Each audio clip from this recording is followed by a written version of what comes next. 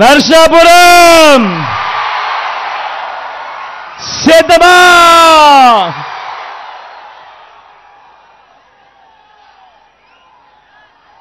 సమయం 12:15 మిట్ట మధ్యాహ్నం. ఇంతటి ఎడలో కూడా ఏమాత్రం కూడా ఎడను ఖాతరు చేయకుండా చిక్కటి చిరునవ్వుల మధ్య ఇంతటి ప్రేమానురాగాలు, ఇంతటి ఆప్యాయతలు, ఇంతటి ఆత్మీయతలు, మీ అందరి ఆప్యాయతలకు మీ బిడ్డ మీ జగన్ రెండు చేతులు జోడించి పేరు పేరున హృదయపూర్వకంగా కృతజ్ఞతలు తెలుపుకుంటా ఉన్నాడు.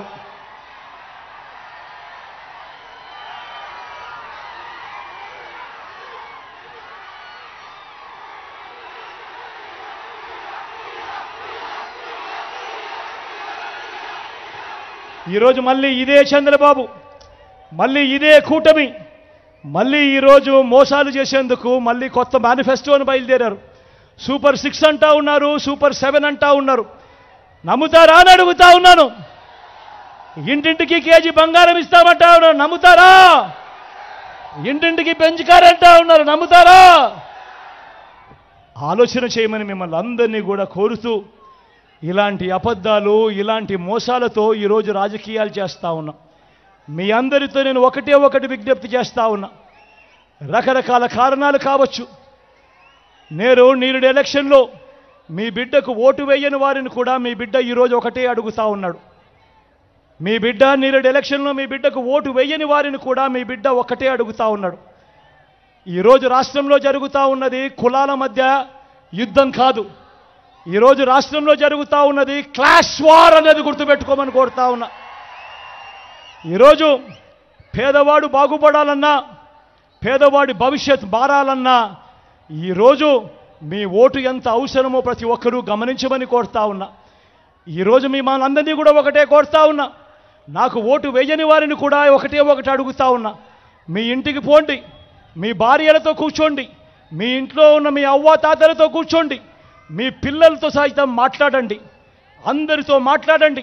మాట్లాడి ఎవరి హయాంలో ఎవరి వల్ల మంచి జరిగింది, ఎవరు ఉంటే ఆ మంచి కొనసాగుతుంది అన్నదే ప్రతి ఒక్కరూ ఆలోచన చేసి ఆ తర్వాతే ఓటు ఎవరికి వేయాలో నిర్ణయం తీసుకోండి అని మిమ్మల్ని అందరినీ కూడా కోరుతూ, వాలంటీర్లు మళ్ళీ ఇంటికే రావాలన్నా, పేదవాడి భవిష్యత్ మారాలన్నా, లంచాలు వివక్ష లేని పాలన జరగాలన్నా, మన పిల్లలు వారి చదువులు వారి బడులు బాగుపడాలన్నా, మన వ్యవసాయము మన హాస్పిటల్ను మెరుగుపడాలన్నా ప్రతి ఒక్కరూ కూడా ఏం చేయాలి?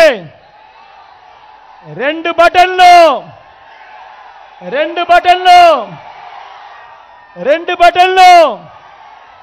ఫ్యాన్ మీద నొక్కాలి. 175కు 175 అసెంబ్లీ స్థానాలు, 25 ఎంపీ స్థానాలకు 25 ఎంపీ స్థానాలు, ఒక్కడి కూడా తగ్గేందుకు వెళ్ళలేదు. సిద్ధమేనా?